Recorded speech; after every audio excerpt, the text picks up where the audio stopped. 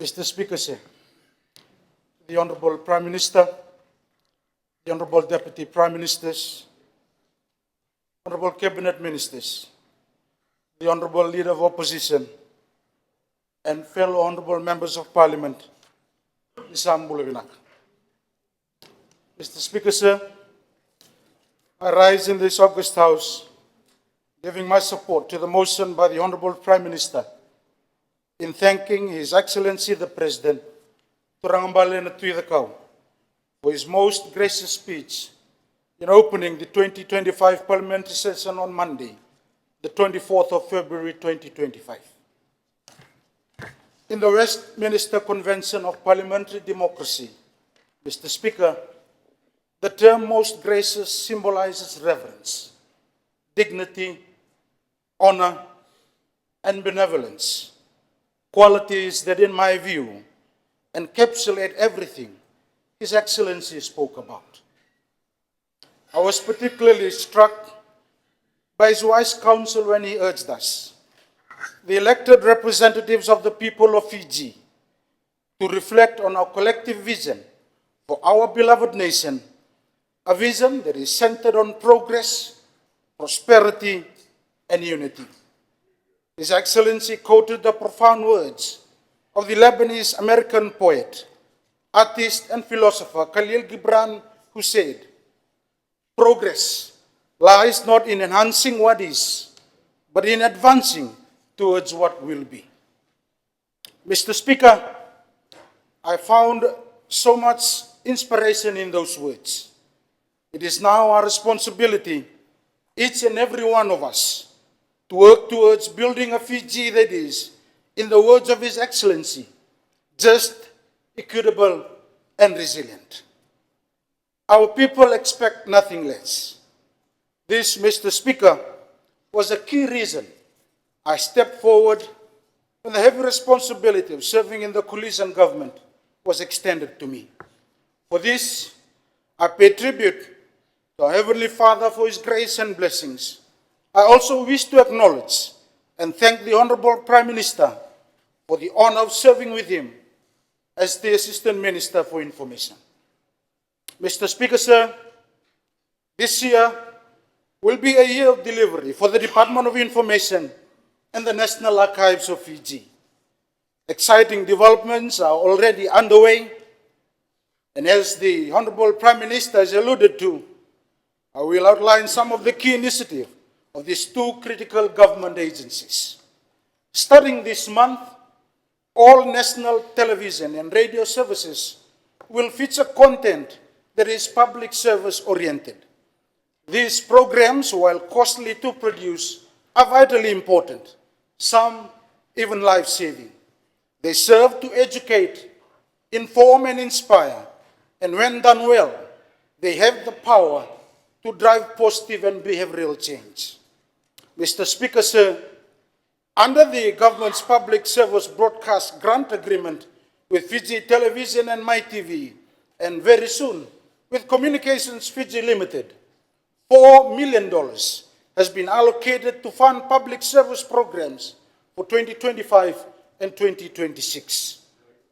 Under these agreements, these television and radio stations will run public awareness and campaigns and produce programs on public health, education, culture and sports, drug prevention and law enforcement, gender-based violence, child protection, poverty alleviation and social protection, housing and urban development, rural and outer island development, micro, small and medium enterprises, financial literacy, and many more.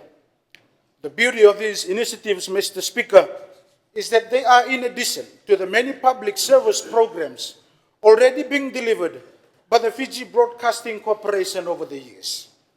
As demonstrated during Tropical Cyclone Ray and Sarah, FBC has proven to be an essential tool in disaster preparedness and management. Its 6 radio stations and free-to-air TV channels play a critical role in broadcasting weather alerts and ensuring our people are informed and prepared. The services they and other media broadcasters provide literally will do good for the country.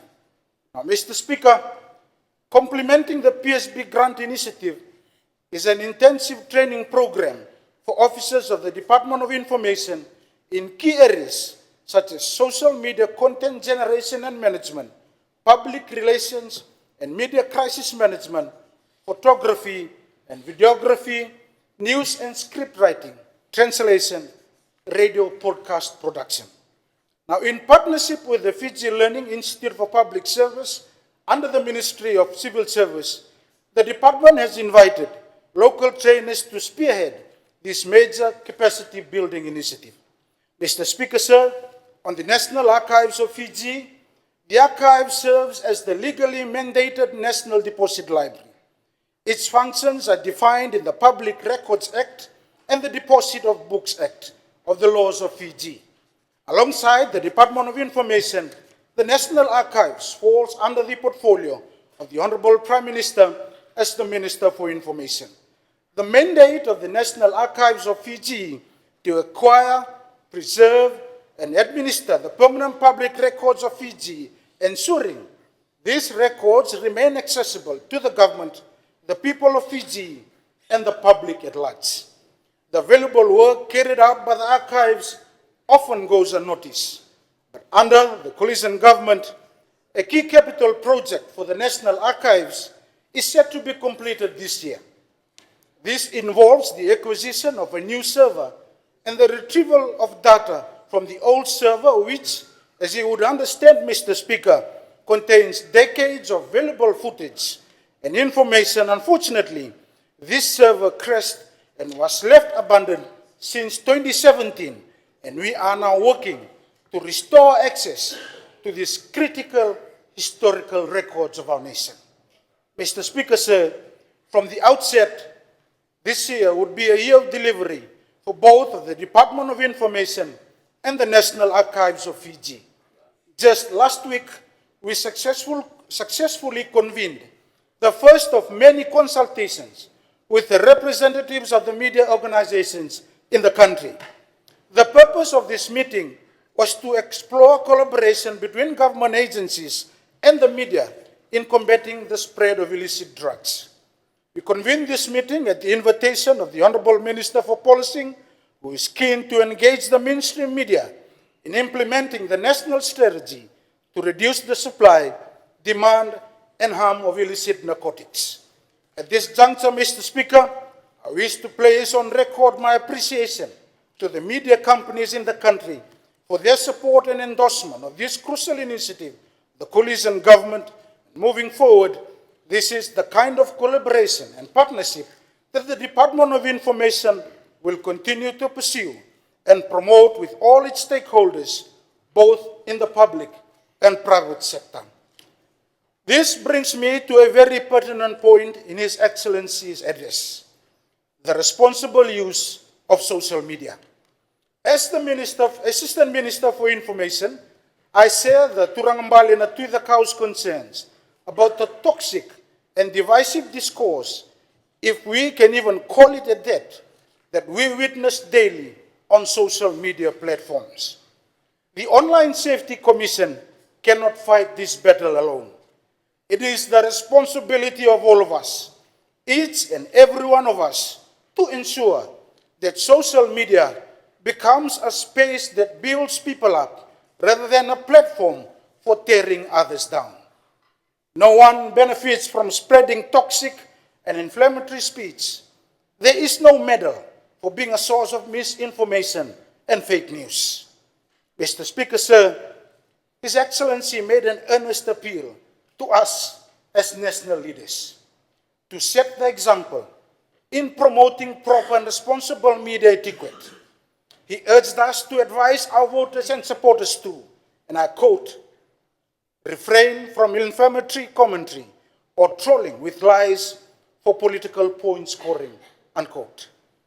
This perhaps, Mr. Speaker, is an area that we at the Department of Information, the Online Safety Commission, and the mainstream media can collaborate to promote and encourage the proper and responsible use of social media. I'm aware that one or two media organizations have robust social media moderation oversight of their content, while a few others can do much better. Mr. Speaker, I want to conclude with a very profound statement by His Excellency the President. From his address, I quote, "As leaders and members of this august House, we need to sacrifice our ego, ambition, and greed in order to serve the people's collective interest. As leaders and members of this august House, we need to sacrifice our ego, ambition, and greed in order to serve the people's collective interest," unquote. Mr. Speaker, with that being said, please allow me to remind everyone sitting here today that our progress is not measured by what we say as politicians or members of parliament, but what we do for the people of Fiji.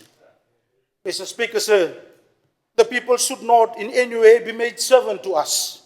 We as members of parliament and as a government, we need to be servant to the people. We should not impose our rule to the people, but let the people of Fiji impose their voice on the way we want to rule our beloved nation.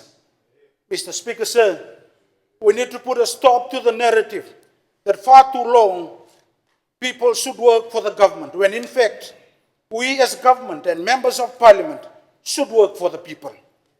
We should not expect them to deliver when we ourselves are not prioritizing the welfare and collective interest of all Fijians at every levels of our society. Mr. Speaker, sir, on that note, I commend and fully support the motion by the Honourable Prime Minister in thanking His Excellency the President, Turangambale Tuithakau, for his most gracious speech in our level, and may God continue to bless the people of Fiji.